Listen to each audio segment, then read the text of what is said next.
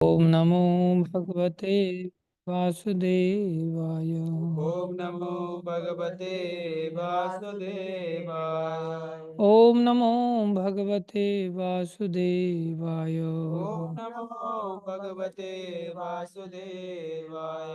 नारायणं नमस्कृत्यं नारायणं नमस्कृत्यं नरं चैव नरोत्तमं नरं चैव नरोत्तमं देवीं सरस्वतीं व्यासं देवीं सरस्वतीं व्यासं ततो जयमुदीरये। ततो जयमुदीरये।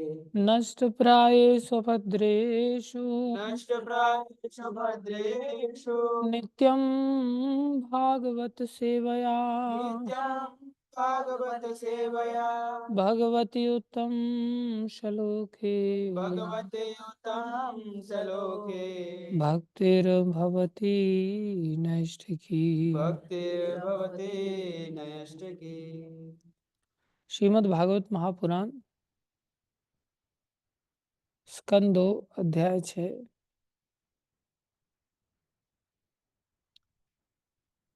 श्लोक संख्या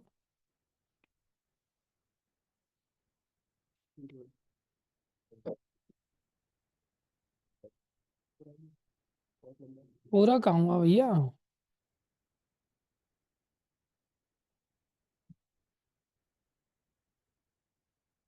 श्लोक संख्या 21। श्रुति विचक्रमे विश्वं सते शासन अंशने उभे शासन अंसने उभे यत् अविद्या च विद्या च यत् अविद्या च विद्या च पुरुषस्तु उभयाश्रयः। पुरुषस्तु उभयाश्रयः। श्रुति विचक्रमे विश्वं सते विचिकृतवेश्वरम् शासन अंशने उभे शासन अंशने उभे यत् अविद्या च विद्या च यत् अविद्या च विद्या च पुरुषस्तु उभयाश्रयः। पुरुषस्य अभयाश्रयः। श्रुति विचक्रमे विश्वं सते विचिकृतवेश्वरम् शासन अंशने उभे शासन अंसने उभे यत् अविद्या च विद्या च यद् अविद्या च विद्या च पुरुषस्तु उभयाश्रयः। पुरुषस्तु उभयाश्रयः। अनुवाद सर्वव्यापी भगवान सर्वव्यापी धर्म अपनी शक्तियों के कारण शक्तियों के कारण व्यापक अर्थों में व्यापक अर्थों में नियंत्रण कार्यों नियंत्रण कार्यों के के तथा तथा भक्तिमय सेवा के भक्ति में सेवा के स्वामी हैं। स्वामी हैं। वे समस्त परिस्थितियों की वे समस्त परिस्थितियों की वास्तविक विद्या वास्तविक विद्या तथा तथा अविद्या दोनों की दोनों के परम स्वामी हैं। परम स्वामी हैं। ओम ज्ञानं तिमिरन्धस्य ज्ञानञ्जनशलाकया चक्षुरुन्मीलितं येन तस्मै श्रीगुरवे नमः। श्रीचैतन्यमनोभीष्टं स्थापितं येन भूतले स्वयं रूपकदा मह्यं ददाति स्वपदान्तिकं वन्देऽहं श्रीगुरुं श्रीयुतापदकमलं श्रीगुरुन् वैष्णवांश्च श्रीरूपं साग्रजातं सहगना रघुनाथान्वितं तं सजीवं साद्वैतं सावधूतं परिजनसहितं कृष्णचैतन्यदेवं श्रीराधाकृष्णपदां सहगणललिता श्रीविशाखान्वितांश्च हे कृष्ण करुणा सिंधु दीनबंधो जगतपते गोपेश गोपीकांत श्री राधा कांत नमस्तुते। तप्त कांचन गौरंगी राधे वृंदावनेश्वरी वृषभानुसुते देवी प्रणमामि हरि। वाञ्छाकल्पतरुभ्यश्च कृपा सिन्धुभ्येव च पतितानां पावनेभ्यो वैष्णवेभ्यो नमो नमः। जय श्री कृष्ण चैतन्य प्रभु नित्यानंदा श्री अद्वैत गदाधर शिवासादि गौर भक्त वृंदा। हरे कृष्णा कृष्णा कृष्णा हरे हरे, हरे राम राम राम हरे कृष्णा कृष्णा कृष्णा हरे हरे, हरे राम राम राम हरे कृष्णा कृष्णा कृष्णा हरे हरे, हरे राम राम राम हरे हरे। गुरुवे गौरचंद्राय राधिकाय तदालये, कृष्णाय कृष्ण भक्ताय तद्भक्ताय नमो नमः। हरे कृष्णा। सभी भक्तों का हार्दिक अभिनंदन है, स्वागत है। गुरु वैष्णव की दया से जो कुछ कहें। क्या लिखा है कल तुमने? जीव दो प्रकार के जीव दो प्रकार के होते हैं। Very good. बद्ध जीव और मुक्त जीव। बहुत बढ़िया। बद्ध जीव इस भौतिक संसार में पड़े हुए हैं। Very good. मुक्त जीव भगवान के धाम में रहते हैं। और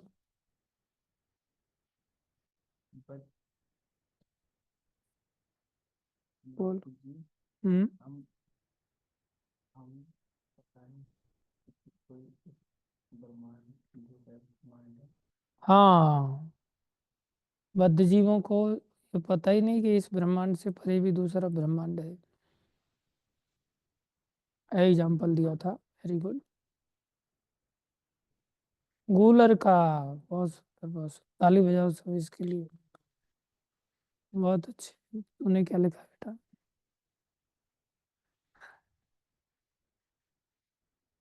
कॉपी पेन लेकर के कल आया था कि नहीं आया था तुम? कल था ही नहीं क्लास में। कल कुछ लिखा नहीं तुमने? क्यों? लिख लिया कर थोड़ा सा। हम्म? लिखेगा कि नहीं? रोज लिख लेने का। यस दिनेश प्रभु।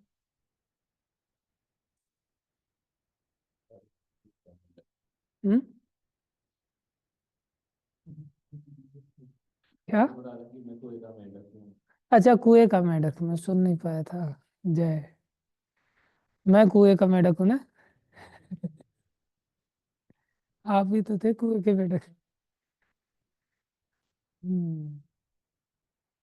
आप। ये बाहर वाला था। ये तालाब वाला था।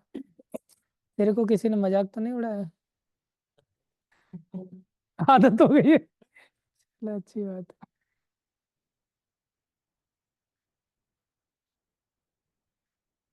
6 बीघों के बारे में बताया था। क्या बताया था बीघों के बारे में?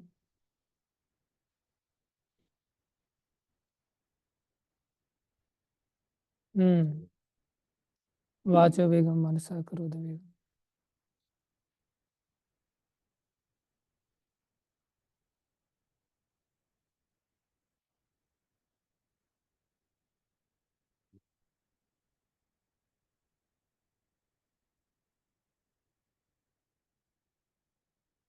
आईना वो दिखाते, तिलक हम लगाते। करना है उद्धार, नहीं करना है, ये आत्मा का भी स्वयं का मन करता है ना। व्यक्ति स्वयं में अपने मन से नीचे न गिरने दे, अपने आप को उठाना सीखे। ऐसा भगवान ने स्वयं के लिए भी आदेश दिया है। Thank you. यस प्रभु। हाँ, गांधारी की स्टोरी बताई थी। क्या बताया था उसमें? हम्म। हम्म। हम्म।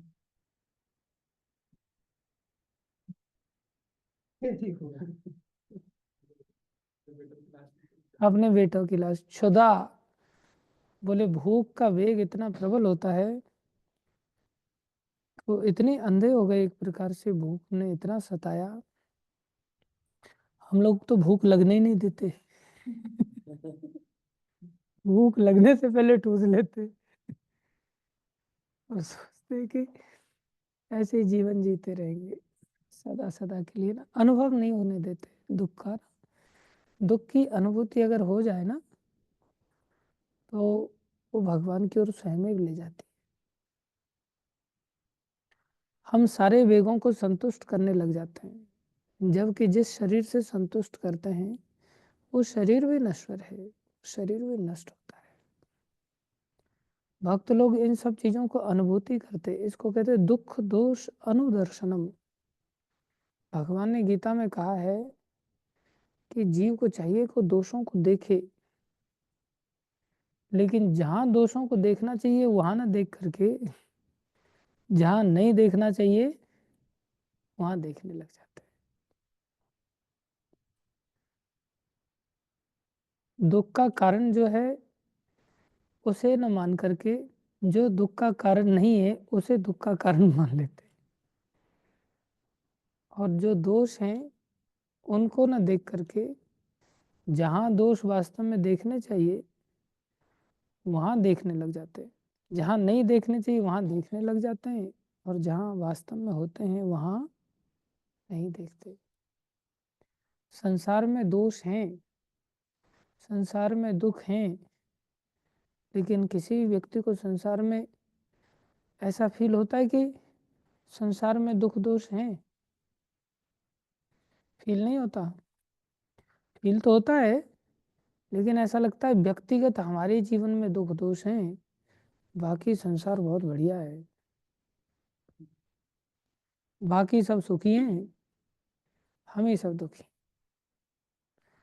सब लोग ऐसा देखते हैं। गरीब आदमी सोचता है पैसे वाला जैसी सुखी तो कोई दुनिया में है ही नहीं, और पैसे वाले सोचते हैं देखो ये लोग गरीब लोग कहीं भी जाकर के समोसा खाते हैं, भेल पूरी खाते हैं, पानी पूरी खाते हैं, हम लोग कहीं जाकर के खड़े भी नहीं हो पाते, कितनी सिक्योरिटी का हेडक लेकर के चलना पड़ता है, हम लोगों से ये ज्यादा सुखी। अरे इन लोगों के सिर पर तो कोई टेंशन है ही नहीं ना, जो टेंशन है फैक्ट्री फैक्ट्री का सब हमारे सिर पर टेंशन। हर व्यक्ति संसार में स्वयं को दुख का अनुभव तो करता है, लेकिन दूसरों को वो सुखी देखता है। ये देखना जब जीव चालू करे कि कोई भी व्यक्ति किसी भी परिस्थिति में दुखी ही है, तो हम संसार के किसी व्यक्ति से इंस्पायर्ड नहीं होंगे। कोई सोचे कि भाई मैं कलेक्टर बन जाऊंगा तो देखो ये सुखी है, तभी तो आदमी सोचता है मैं भी बन जाऊंगा तो मैं भी सुखी हो जाऊंगा, है कि नहीं? ऐसे ही कोई सोचता है ये इतना बड़ा राजा बन गया, बिजनेसमैन बन गया, मंत्री बन गया, मैं भी बन जाऊंगा तो मैं भी सुखी हो जाऊंगा। लेकिन जो बने हुए उनसे जाके पूछो, जो बने हुए हैं उन लोगों के लिए सिर्फ 2 दिन की चांदनी है, फिर अंधेरी। तो समाधि होकर लेकर के मत सुना कर, फिर अंधेरी रात हो जाती। 2 दिन का ही ऐसा लगता है कि मैं मंत्री संतरी हूँ, बाद में कोई उसको ऐसा कुछ नहीं लगता। हर परिस्थिति के साथ ऐसा होता है। हम अपने जीवन में खुद परिस्थितियों को तोल सकते हैं कि हमारे जीवन में जो परिस्थितियां हम चाहते थे क्या वो आज तक कभी नहीं आई। व्यक्ति चाहता है कि नहीं मैं 10वीं पास हो जाऊं, और सोचता है 10वीं पास हो जाऊं तो इससे बड़ा सुख ही नहीं है कोई, है कि नहीं? लेकिन लोग 10वीं पास नहीं हुए क्या, लेकिन सुख मिला क्या? कितने बार सोचते कब घर से मुक्ति मिलेगी, और घर से चले जाते तो फिर क्या वो बाहर निकलते हमेशा के लिए सुखी हो जाते क्या? नहीं। कितने बार सोचते सर्दियां चली जाएं गर्मियां आ जाएं, गर्मी नहीं आई क्या आज तक? फिर क्या सोचते हैं गर्मियां चली जाएं सर्दियां आ जाएं। बस ऐसे ही उठा पटक उठा पटक उठा पटक चलता रहता है, ये चक्र है संसार का। तो कोई भी परिस्थिति जिसको हम चाहते थे वो पूरी हो गई, क्या वो हमें शाश्वत सुख दे पाई? कोई भी परिस्थिति हमें शाश्वत सुख नहीं दे पाई आज तक। चाहे हम माता पिता बने या औलाद बने, जो भी परिस्थितियों से गुजरे, ऐसे आने वाले समय में भी संसार में कोई भी परिस्थिति हमें संतुष्ट शाश्वत रूप से नहीं कर सकती, शाश्वत रूप से। अन्यथा फिर तो बड़े लोग सुसाइड करते ही नहीं। इतने बड़े बड़े लोग फिल्म इंडस्ट्री के अंतर्गत भी लोग जिनके पास किसी चीज की कमी नहीं है, सब भी सुसाइड करते हुए देखे जाते हैं। उनके जीवन में भी दुख तो है ही ना। हम इस परिस्थिति को नहीं देख पाते। हम हर व्यक्ति अपने आप में दुख का अनुभव करता है, लेकिन दूसरे को लेकर के सुख का अनुभव करता है।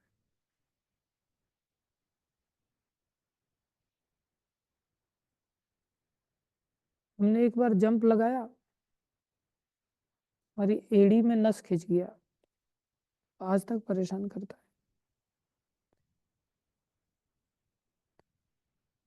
है। जीवन में आदमी अपने ही दुख को देख पाता है ना। एक हमारा मित्र था, उनको बेचारे मिर्गी का दौरा आता था, तो उनको भी नहीं पता था, तो अचानक से उनको दिल्ली में दौरा पड़ा। मंदिर में रुके हुए थे हम, तो कमरे में मैं और वो, हम दो ही लोग थे। तो अचानक से दौरा पड़ा तो उनको होश ही नहीं था। मेरे चाचा को दौरा पड़ता था तो मेरे को पता था, अच्छा ये मिर्गी का दौरा होता है। मैं उसको संभाल लेता था, तो मैंने उसको भी संभाला उस दिन। बड़ा रिस्की चीज होता है, कहीं भी आ जाता है वो।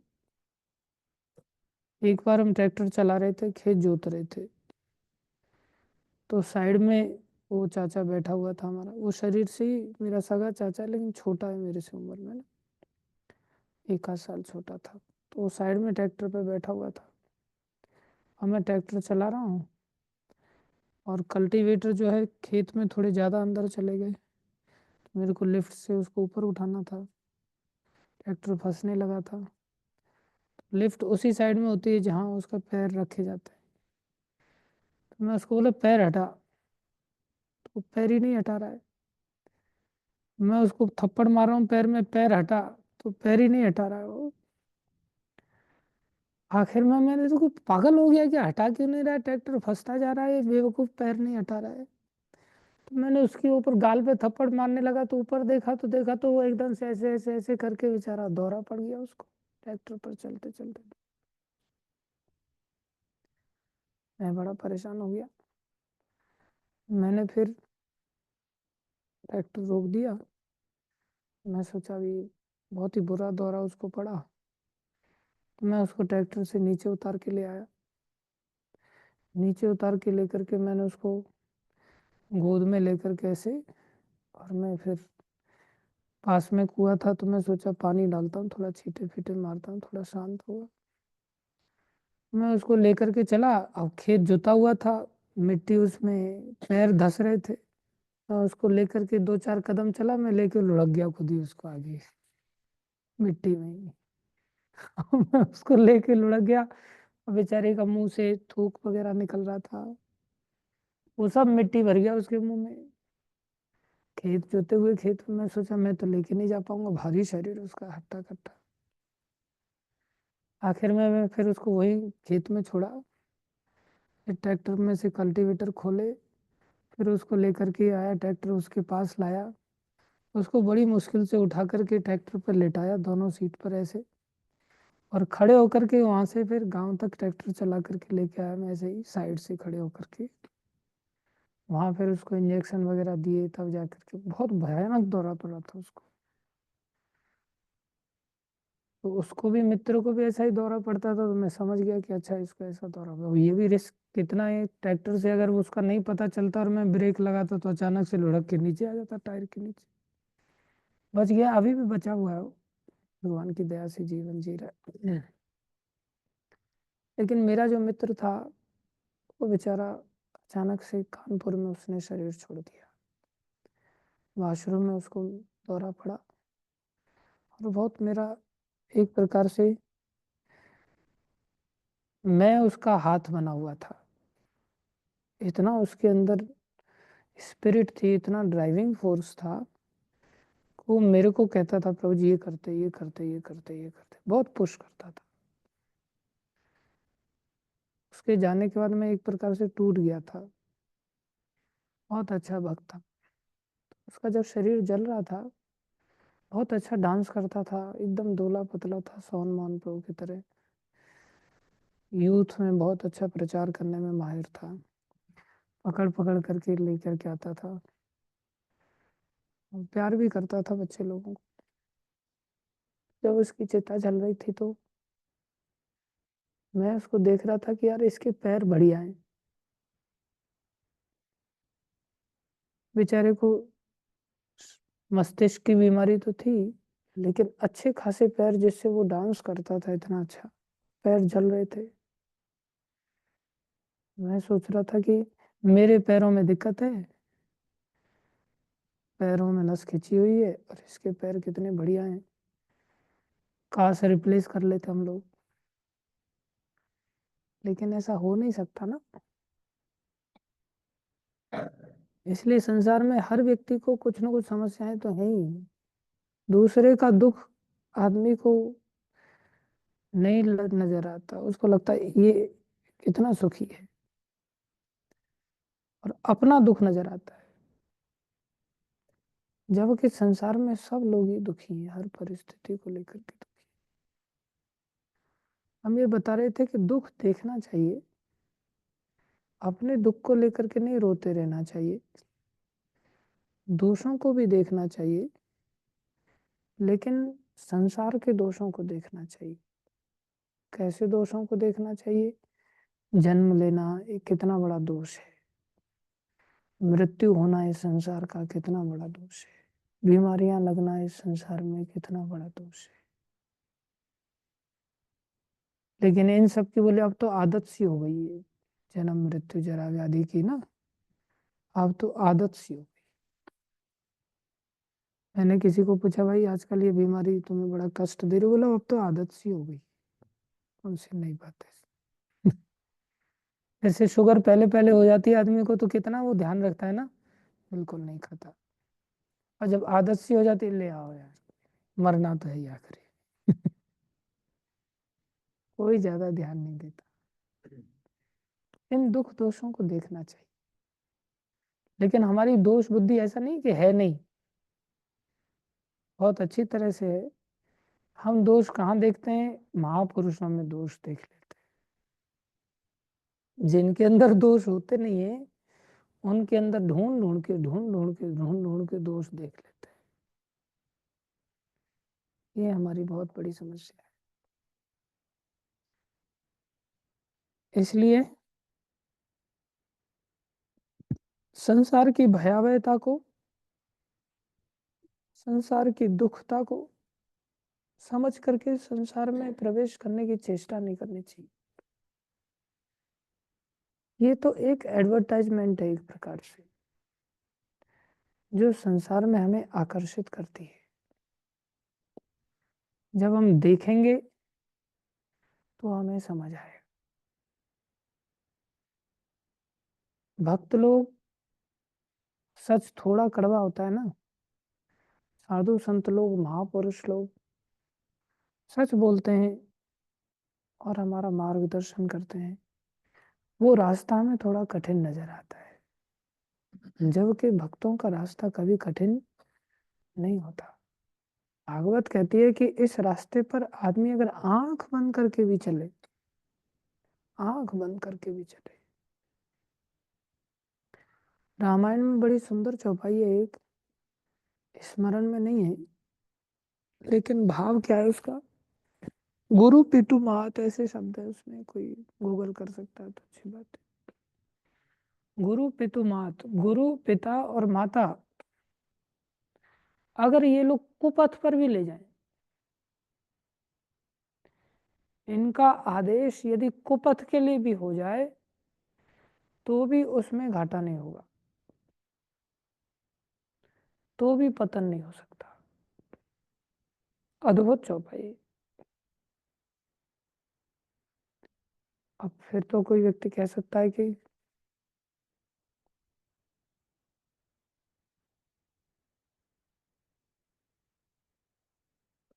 नहीं,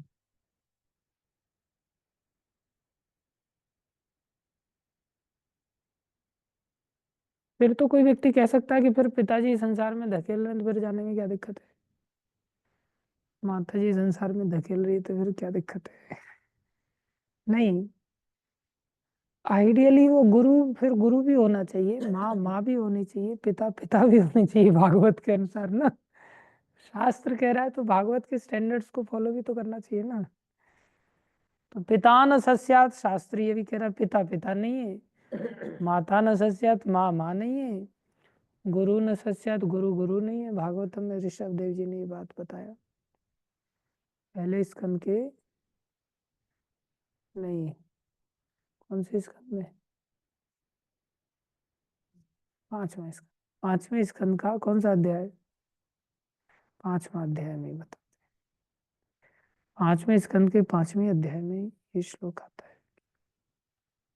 बोले वो माँ माँ नहीं है, पिता पिता नहीं है, पति पति नहीं है, गुरु गुरु नहीं है, देव देव नहीं है, भगवान को भी भगवान नहीं माना।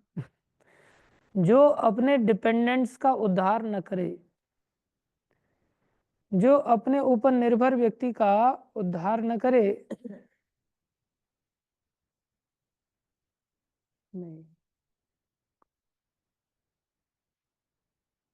इसलिए माता जो अपने बच्चे का उद्धार का सोचे, जैसे माता सुनीति थी, जैसे माता सुमित्रा थी, जैसे माता और कौन थी, 3.5 माताएं हुई हैं। मदालसा माता,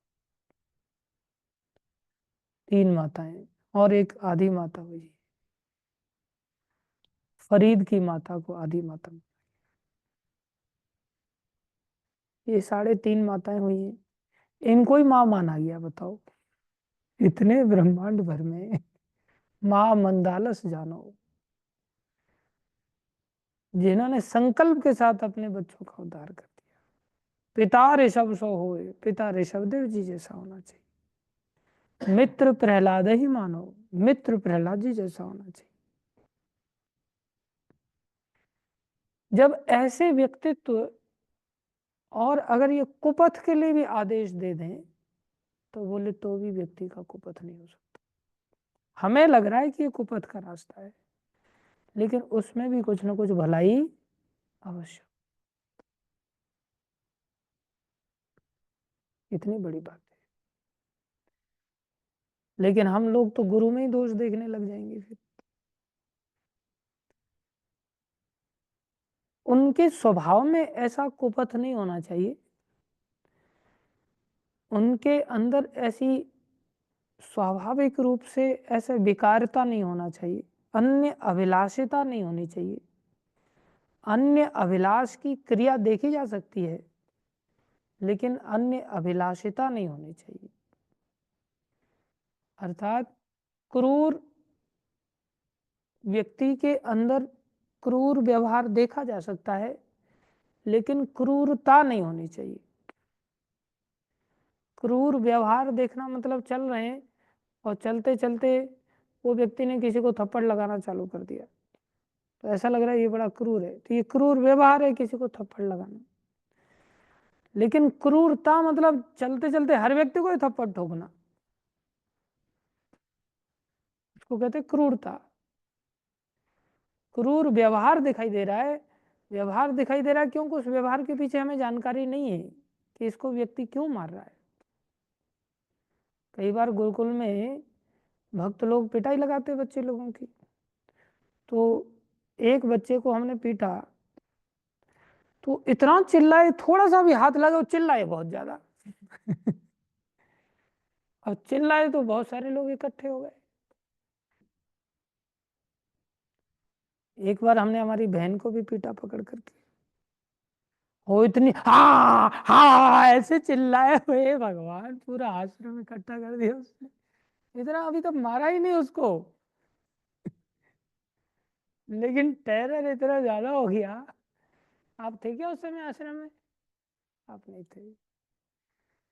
खैर उसने चिल्लाया इतना ज्यादा कि बाकी सब भक्त लोग भी डर गए कि प्रभु जी इतने खतरनाक हैं। तो ऐसे चिल्लाई हुए, ऐसे चिल्लाई, कोई बदमाशी की उसने, हमें पीटना पड़ा। ऐसे उस गुरुकुल के बच्चे को हाथ लगा तो वो इतना चिल्लाए, फिर मैंने खिड़की दरवाजे बंद करके फिर अच्छी तरह से उसकी धुनाई किया। सारे भक्तों को बोले दफा हो जाओ यहाँ से, कोई यहाँ खड़ा नहीं रहेगा। और फिर वो एकदम से शांत हो गया। मैंने चुप तो चुप, उसको पता चल गया कोई है ही नहीं, कोई सहायता है ही नहीं। तो इसका अर्थ ये नहीं कि मैं क्रूर हूं। समझ में आ रहा है आप लोगों को? क्रूर व्यवहार देखा जा रहा है मेरे अंदर, लेकिन इसका अर्थ ये नहीं कि मैं क्रूर हूं। क्रूर किसको कहा जाएगा? जिसके अंदर क्रूरता हो। क्रूरता और क्रूर में क्या अंतर है? क्रूर व्यवहार में और क्रूरता में क्या अंतर है? बोले क्रूरता मतलब बात बात पे ठोकना सीधा, जो दिख जाए उसको ठोकना चालू कर दे। जैसे राधा मोहन प्रभु हमारे, जो भी बालक दिख जाता है बस एक के साथ कईयों की सुताई करता है वो, है क्या नहीं? ऐसा नहीं है वो, कोई ऐसा नहीं। तो क्रूरता नहीं होनी चाहिए, स्वभाव में नहीं होना चाहिए। ऐसे ही गुरु उसको कहते हैं कि जिसके स्वभाव में अन्य अभिलाषिता ना हो। अन्य अभिलाष देखी जा सकती है, ऐसा उसको रसगुल्ला खाते हुए देखा जा सकता है, वाह मांग करके घर लाओ लाओ, रसगुल्ला लाओ, लाओ गाजर का हलवा लाओ, लाओ सिंघाड़े का हलवा लाओ, मांग करके खा रहा है। ऐसा लग रहा है अरे कृष्ण की अभिलाषा तो है ही नहीं इसमें, अन्य अभिलाषाएं भरी पड़ी है इसमें। अन्य अभिलाष का व्यवहार देखा जा सकता है। जैसे माता द्रौपदी के अंतर्गत हाथ फैला करके भगवान से अपनी लज्जा की रक्षा की कामना की गई, इससे वो सकाम भक्त नहीं बन गई।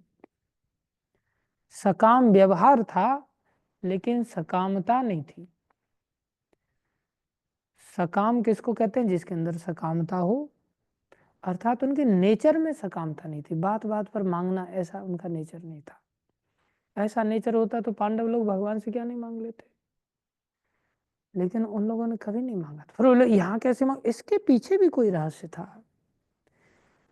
रहस्य क्या था? बोले इसके पीछे रहस्य था कि उनको अपनी लज्जा की चिंता नहीं है, उनको भगवान की लज्जा की चिंता है कि लोग हमें भगवान के भक्त रूप में देखते हैं, और अगर हमारे साथ ऐसा हो जाएगा तो लोगों का भक्ति से विश्वास उठ जाएगा। इसलिए हे कृष्ण, आपकी लज्जा की मुझे चिंता है। लेकिन ये भाव अंदर का था, ये तो भगवान जानते थे और वो जानते थे। अन्यथा भगवान, देवता लोग भी तो सकाम भक्त हैं। देवताओं को परेशान किया और भगवान हिरण्यकश्यपु को मारने के लिए तब नहीं आए। लेकिन निष्काम भक्त थे प्रहलाद महाराज, तो उनके लिए आ गए।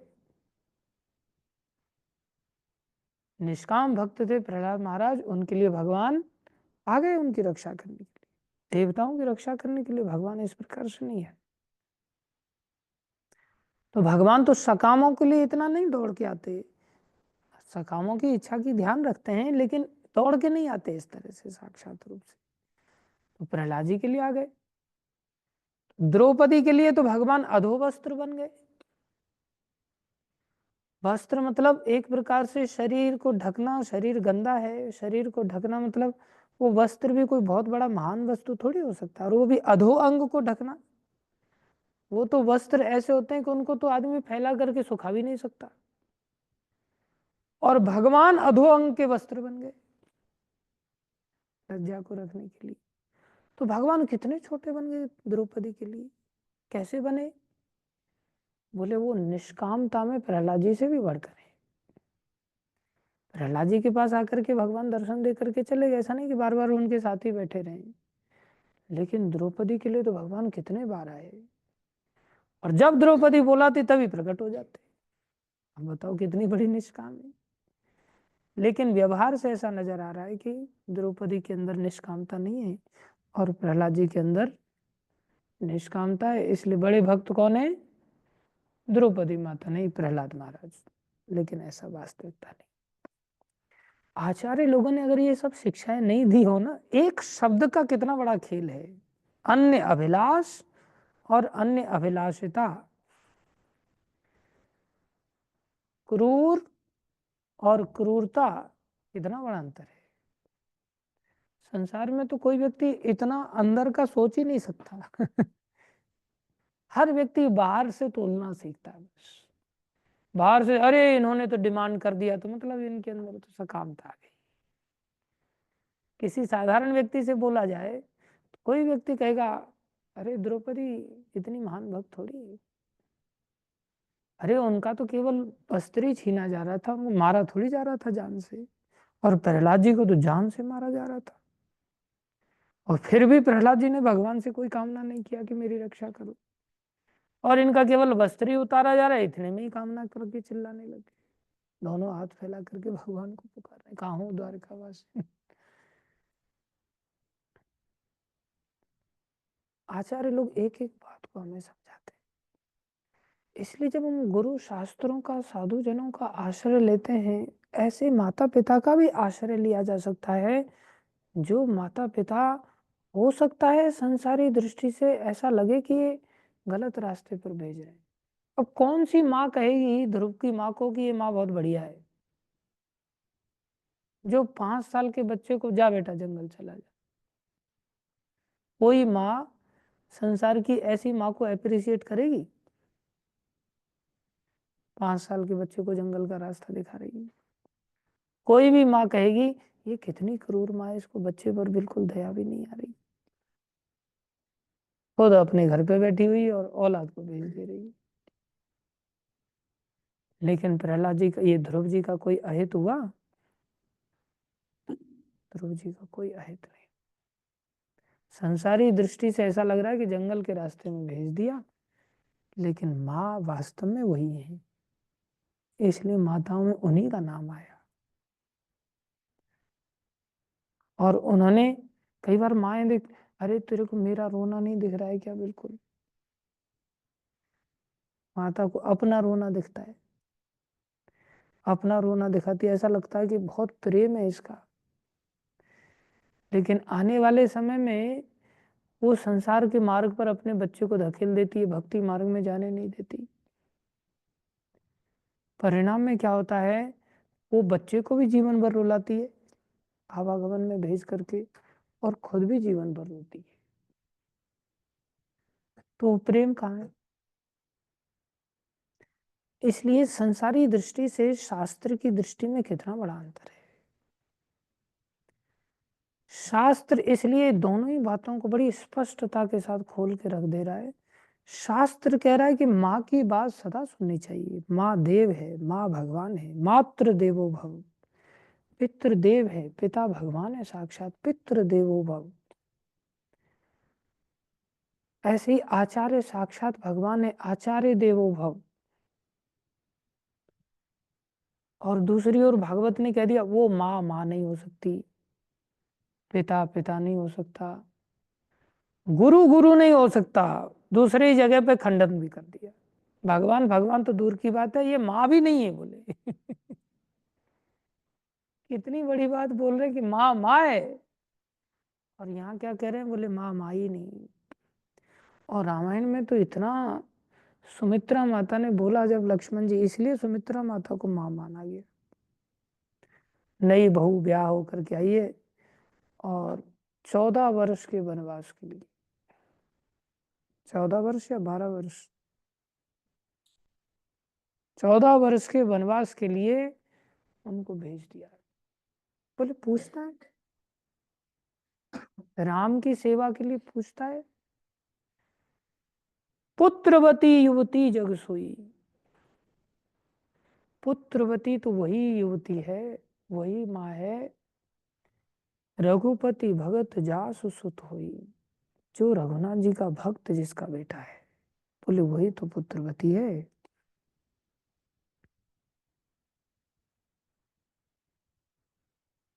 दूसरे श्लोक में बोले फिर वो जो जिसका बेटा भगवान का भक्त नहीं बन पाए वो कौन है? अभी जैसे अब ये माता बैठी हुई, इनकी औलाद इस प्रकार से भक्ति के लिए ये लोग समर्पण नहीं दिला पाए, तो अब ये कहें माँ माँ है तो बोले ये माँ माँ नहीं, औलाद को अगर भक्त नहीं बना, औलाद को भक्त बना। अभी जैसे हमारे जयदेव प्रभु हैं, इनकी माँ है,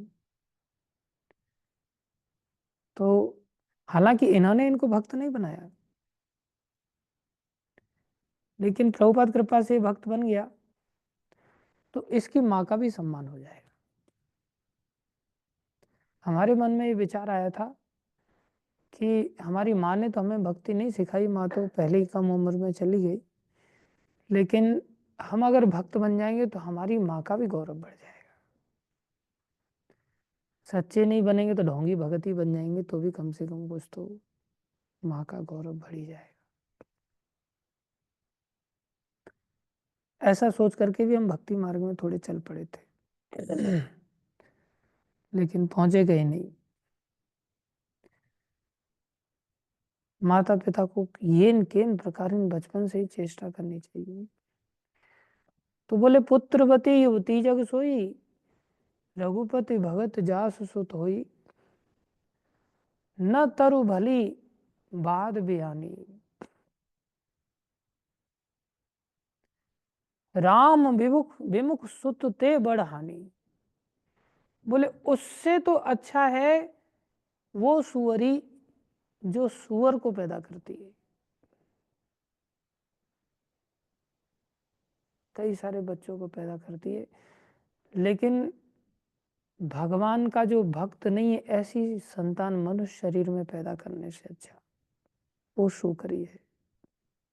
न तरु भली बाद बयानी, उससे भली वो है, बाद बयानी मतलब सुकरी, जो कई सारे सुअर के बच्चों को पैदा करती है, और बोले जो मनुष्य रूपी बच्चों को पैदा करती है, चाहे लड़की को पैदा करती है लड़के को पैदा करती है, बोले राम विमुख अगर पैदा किया, भगवान का भक्त नहीं पैदा किया, तो बोले वो सुअरिया उससे भली है, मतलब वो सुअरिया से भी गिरी हुई है। जिसकी संतानें भक्त नहीं है,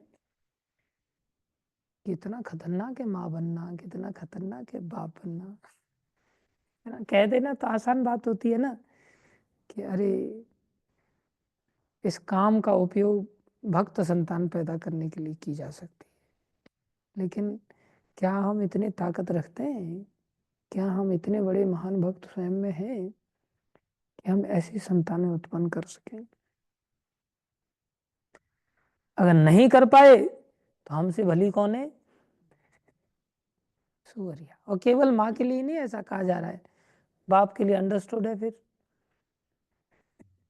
बाप कौन है? नहीं मूर्खो, कितनी बार कह रहा हूं, सुअर भला है उससे।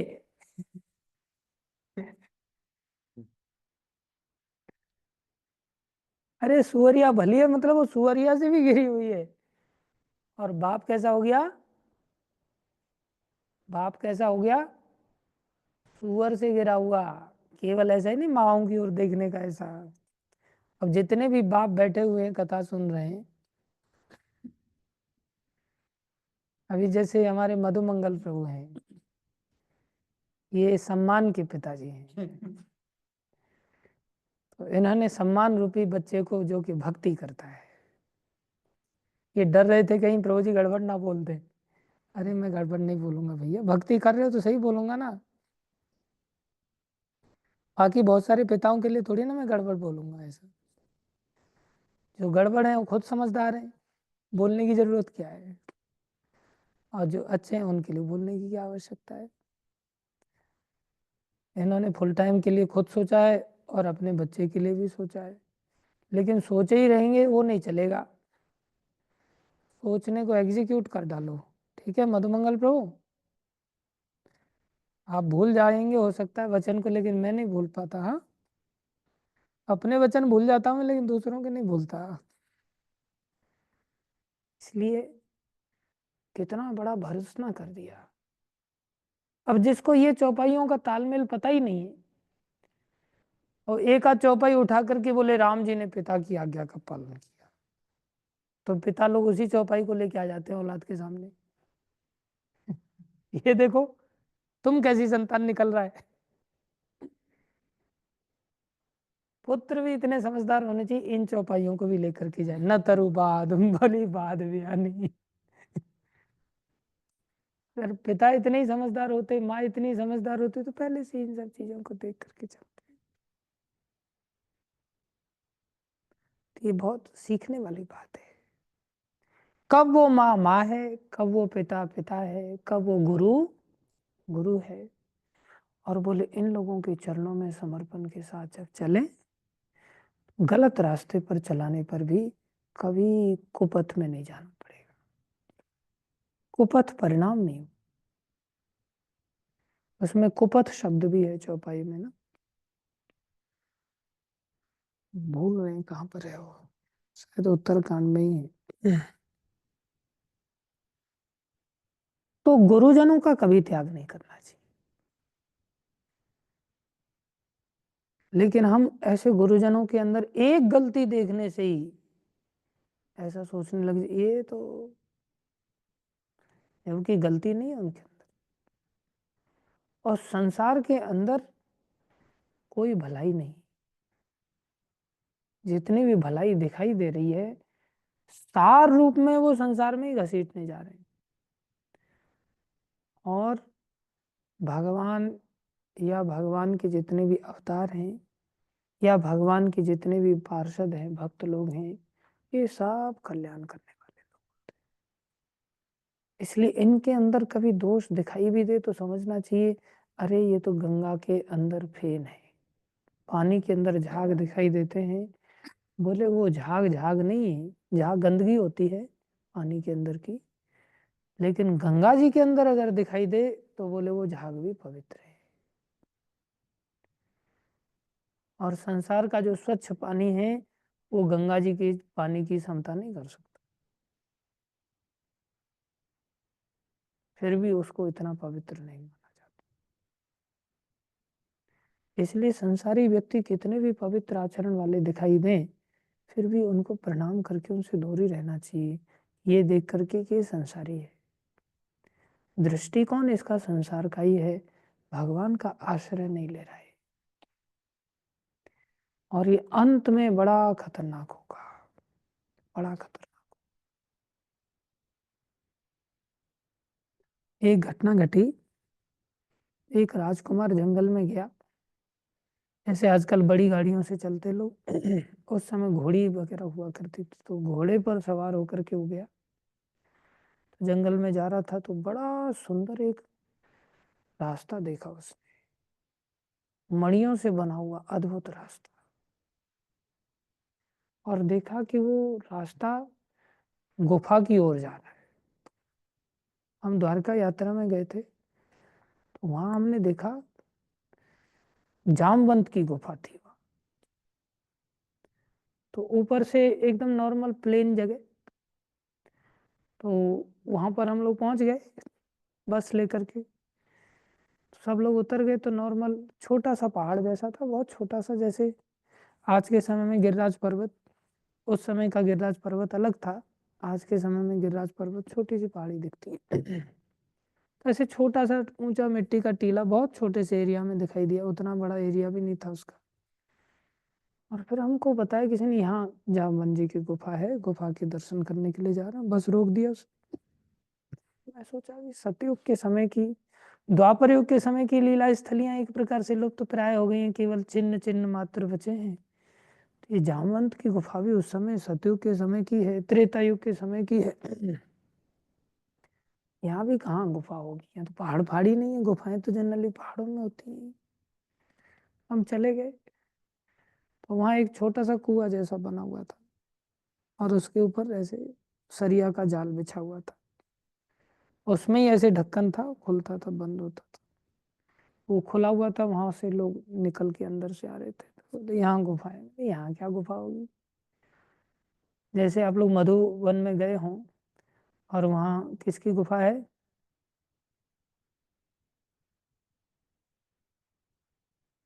ऐसे देख रहा है जैसे यहीं से दिखाई दे रहा है इसको।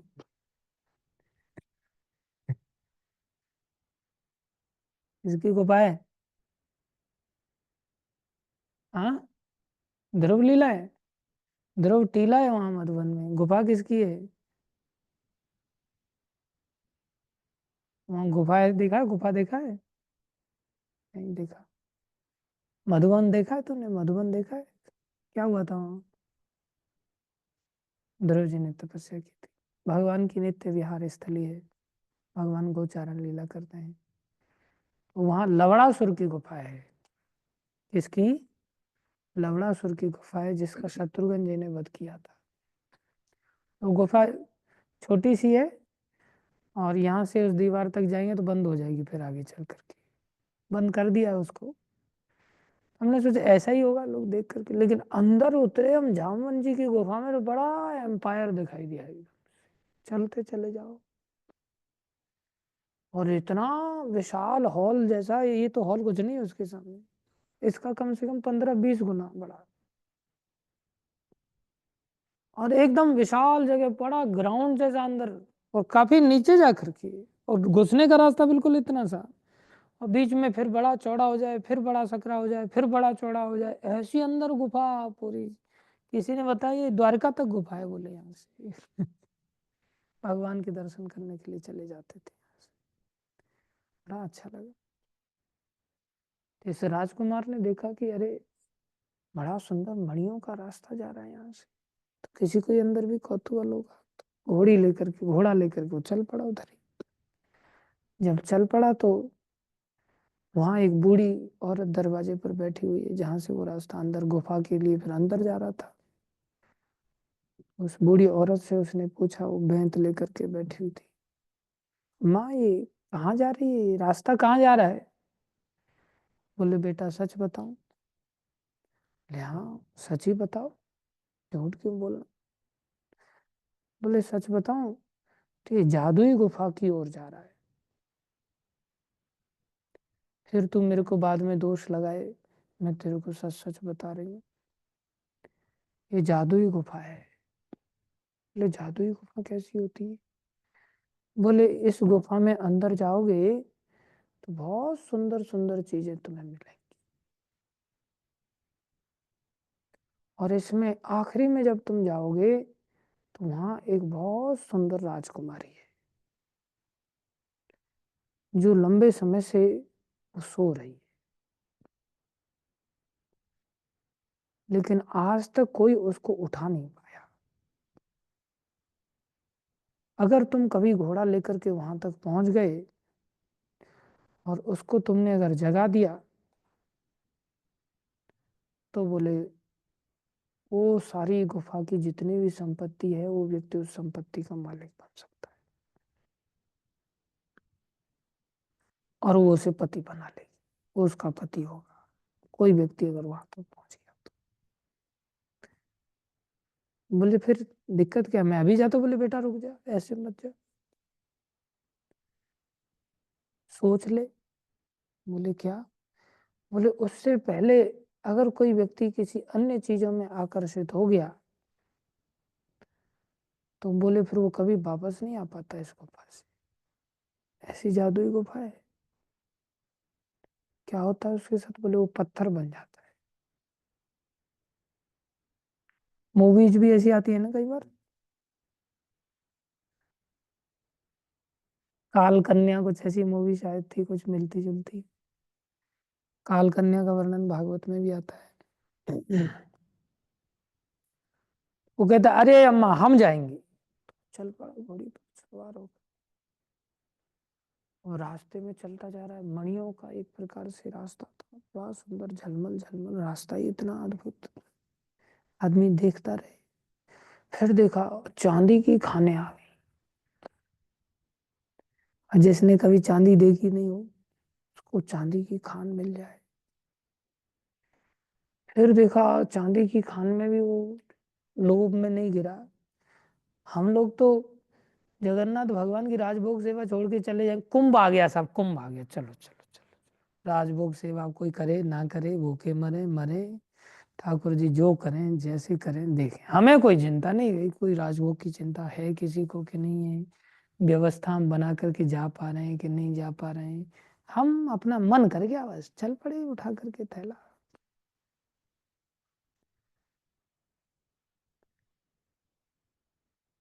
व्यक्ति ऐसे ही मन के आधार पर जीवन जीता है। सोने की खाने आ गई, बोले अरे कुंभ थोड़ी आने वाला, जगन्नाथ जी थोड़ी ना कहीं जाने वाले हैं, वो तो यही है, कुंभ नहीं देख पाएंगे फिर।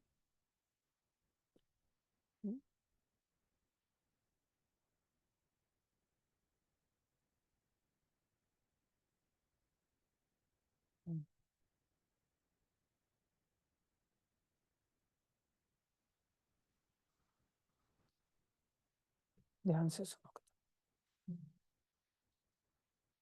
तो वो सोने की खान आ गई, सोने की खान को देख करके भी उसके अंदर लोभ नहीं है। सोने की खान से भी लोभ नहीं आया तो फिर मणियां आ गई। मणियां अपनी ओर कितना आकर्षित करती है, झलमल झलमल तरह तरह के रंग बदलती है मणियां, अद्भुत प्रकाश निकलता है मणियों का, जिनका तो कोई कीमत आंक ही नहीं सकता, हीरे की कोई कीमत नहीं आंक सकता। व्यक्ति का खुद का भाव है, जितना लगा दे उतना लग जाए, और उसको जरूरत है पैसे की तो सस्ता खुद ही कर सकता है। सरकार नहीं आंक सकती कि इस हीरे की इतनी कीमत होनी चाहिए, तो मणियों की कीमत कौन आंक सकता। लेकिन वो वहां भी आकर्षित नहीं हुआ, और आगे बढ़ा। अब तो बड़ी सुंदर सुंदर अप्सराएं उसको आकर्षित करने, नृत्य कर रही, बोल रही देख ले भैया, नाच गान देख ले। लेकिन वो भी नाच गान के प्रति भी कोई आकर्षण नहीं है उसका। अब तो फिर व्यंजनों के ढेर लगने लग गए उसके, खाने पीने की वस्तुएं आ गई, मोमोज खा लो, पास्ता खा लो, चाउमीन खा लो, डोसा खा लो, पानी पूरी गोलगप्पे खा लो। आदमी कितना एकदम से, मेरी बहन को अगर चिप्स मिल जाए ना, बस ऐसा लगता है भगवान ही मिल गए साक्षात। चिप्स मिलते ही, कभी भोग लगाना है कुछ करना कुछ नहीं, उसमें लहसुन है प्याज है कुछ नहीं, बस चिप्स मिल जाए बस उसको। संसार में आदमी कितना जीवा के प्रति लोलुप हो जाता है, इतना पानी टपकता है, दूसरा व्यक्ति खाता रहे ना, उसको देख करके भी आदमी सोचता है काश इसमें से ये थोड़ा सा दे दे।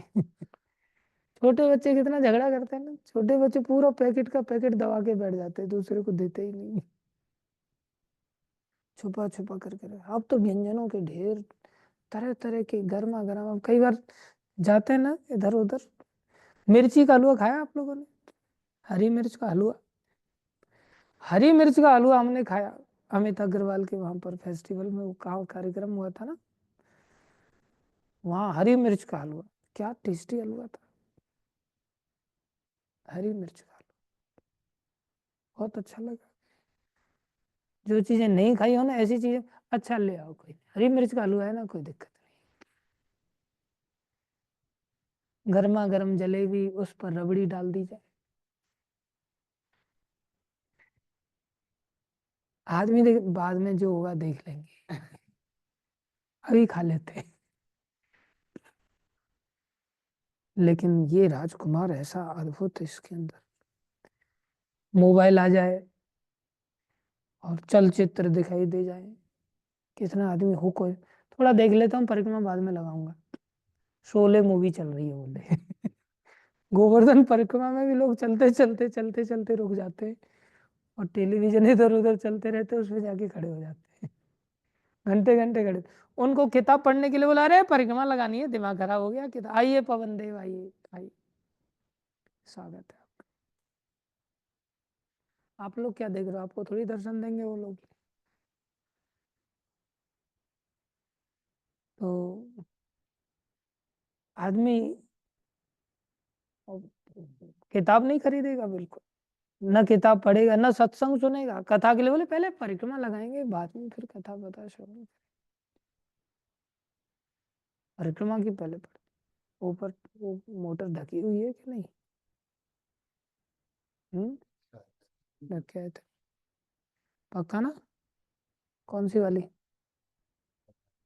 हाँ, क्रेन वाली ना, अच्छी बात है।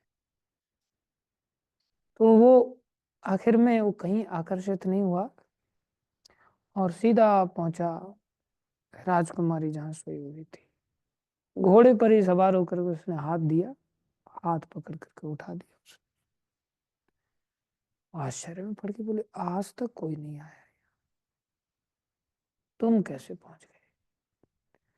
तुम्हारे सामने कोई आकर्षण नहीं आया था क्या?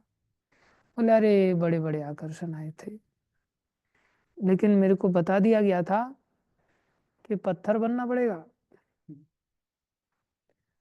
ये बात शास्त्र भी कह रहा है, ये संसार ऐसी ही जादुई गुफा है, यहाँ सब धीरे धीरे पत्थर बनने जाते हैं। बोले पहले जानवर बनना पड़ेगा, फिर पेड़ पौधे बनना पड़ेगा, और फिर बाद में पहाड़ आदि पत्थर बनना पड़ेगा। संसार में यदि कहीं हम वैश्विक रूप से अगर आकर्षित हो गए, जैसे अहिल्या माता आकर्षित हुई, तो परिणाम क्या हुआ? पत्थर बनना पड़ा। लेकिन भाषण देना तो बहुत आसान है मेरी तरह, लेकिन किसी भी इंद्रिय का आकर्षण हमें खींचे नहीं और सीधे भगवान कृष्ण रूपी राजकुमार को उठा ले हम। वो हर समय इस बात को ध्यान रखते थे, पत्थर बनना पड़ेगा भाई। लेकिन आदमी जब खाने बैठ जाता है ना, हवड़ हवड़ हवड़ हवड़, फिर सब भूल जाता है। संसारी विषयों को जब भोगने लगता है तो एकदम से अंधा हो जाता है। किसको याद रहता है फिर कि ऐसा कुछ है? उल्टा संसार में माँ बाप ही धकेलते हैं, बोले अरे ये सुख ले ले बेटा, संसार के सुख छोड़ देगा तो फिर मनुष्य जीवन पाने का क्या लाभ मिला? तेरा जीवन तो दुख में ही चला गया। संसारी माँ बाप की स्थिति तो देखो, संसारी माता पिता उल्टा रोते हैं, ब्याह नहीं हो रहा है बेचारे बच्चे का, टप टप टप टप आंसू टपकाते हैं, ब्याह नहीं हो रहा है बेचारे बच्चे। माता पिता जो रोने चाहिए कि बेचारे को कृष्ण नहीं मिल रहे, मेरा बच्चा भटक गया है, इसको कृष्ण नहीं मिल रहे, कोई पकड़ करके लाए, मेरे बच्चे को भगवान से मिलाए, भगवान से मेरी औलाद मिल जाएगी। बोले अगर ये औलाद भक्त बन जाएगी तो मेरा उद्धार हो जाएगा, हमारा वंश का उद्धार हो जाएगा। बोले नहीं, हमारा वंश नरक में जाए सब, आगे और नरक में जाने चाहिए, और वंश का विस्तार हो जो और नरक में जाए। हिंदी समझता ना तुम्हारा?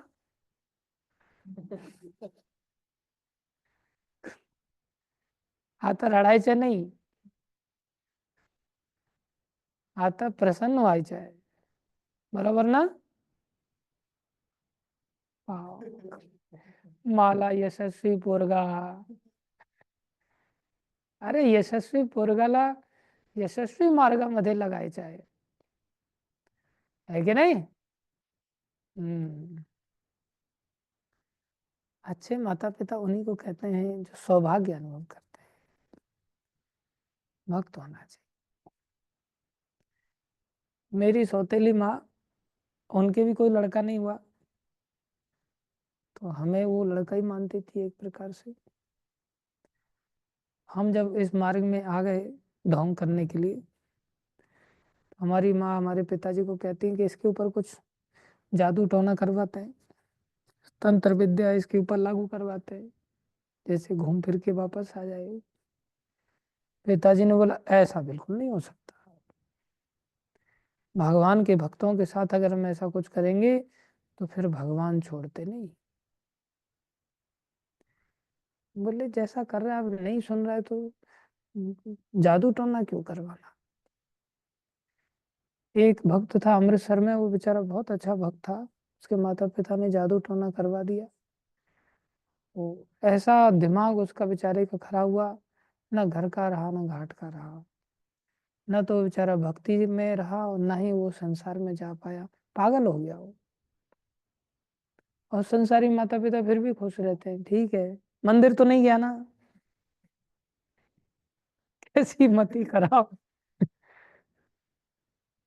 मेरा सौभाग्य कि मुझे ऐसे अच्छे पिता मिले जिन्होंने ये सब चीजें नहीं करने दी। नहीं, ऐसा नहीं, ठीक है।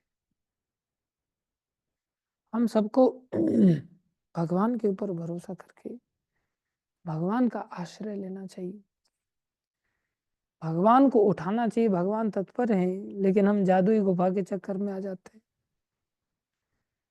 जादुई गुफा में सब लोग, और फिर बोले चलो हम लोग उस बूढ़ी माँ के दर्शन करते हैं। अब उसने हमें ये रास्ता बताया था, उसने सही बात बताई थी। बोले अब वो कुछ नहीं दर्शन होने वाला है। बोले क्यों? बोले वो तो जादुई स्वरूप था, बस थोड़ी देर के लिए ही था, वो गुफा तो उसी की थी।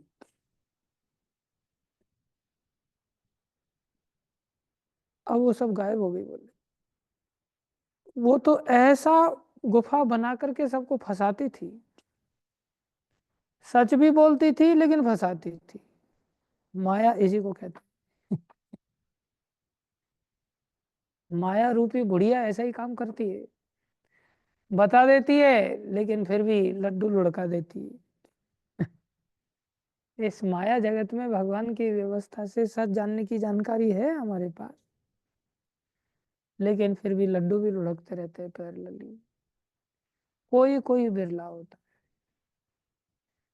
चलो चलो सब कोई कहे, चलो चलो सब कोई कहे, बिरलो पहुँचे कोई, बिरलो पहुँचे कोई, एक कंचन एक कामिनी, एक कंचन एक कामिनी, दुर्गम घाटी दो, दुर्गम घाटी। सब सुख चाहते हैं, जो सोने से आता है। कंचन मतलब सोना, और कामिनी मतलब पुरुष के लिए स्त्री, स्त्री के लिए पुरुष। कितना आदमी के अंदर इन सब चीजों के लिए तत्परता आ जाती है। इवन भक्ति मार्ग के लिए भी ये कई बार पुरुष बन जाते हैं। भक्ति मार्ग में भी अगर मंगल आरती में लड़कियां आ जाए तो फिर लड़के चले आते हैं, ऐसा देखा जाता है। संडे प्रोग्राम में कॉलेज से अगर लड़कियां आने लग जाए तो फिर लड़के चले आएंगे। हाँ, क्या कह रहा है? जैसे राधे गया था।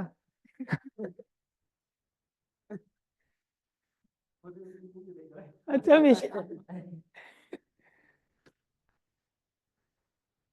मंगल आरती में बोले मैं एबसेंट ना हो जाऊं, नहीं तो मेरी इज्जत क्या रह जाएगी। उसकी नजर में इज्जत क्या रह जाएगी, जगन्नाथ जी की नजर में इज्जत जाए कोई फर्क नहीं पड़ता। ऐसे ही लड़कियां लड़कों को लिए चली जाती हैं। भक्ति मार्ग में भी लोग इनके चलते खींचते हैं। कितना बड़ा एक प्रकार से दुर्भाग्य हो गया है संसार में।